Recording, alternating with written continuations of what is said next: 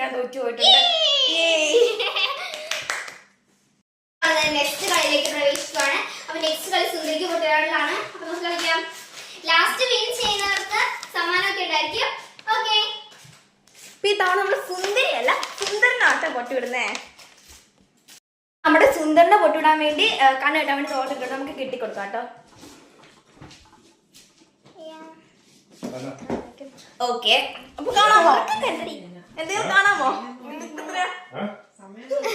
വരണ്ട. അപ്പൊ സെറ്റാണ്. അപ്പൊ നമുക്ക് തുടങ്ങാം കേട്ടോ. ഗെയിം സെറ്റ് ചെയ്തിട്ടുണ്ട്. ഇപ്പൊ കറക്കി വിടാട്ടോ.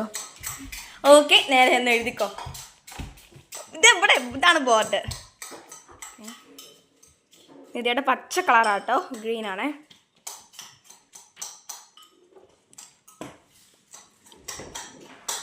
ഓക്കെ, തൊട്ടിട്ടുണ്ട്. ഓക്കെ അല്ലേ? അയച്ചു നോക്കിയേ.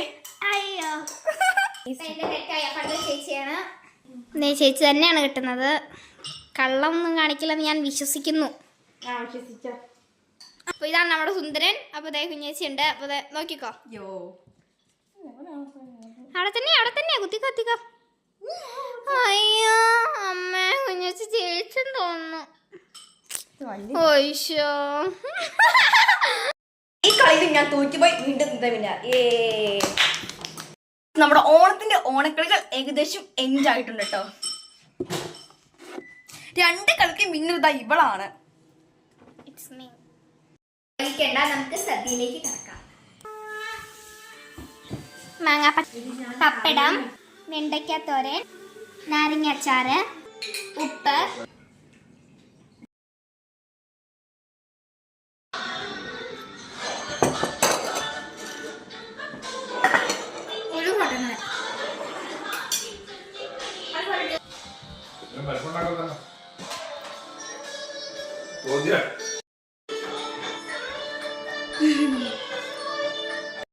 നമ്മുടെ സദ്യ കഴിഞ്ഞിട്ടുണ്ട്.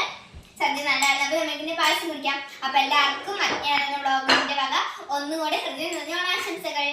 എല്ലാവർക്കും ഹാപ്പി ഓണം.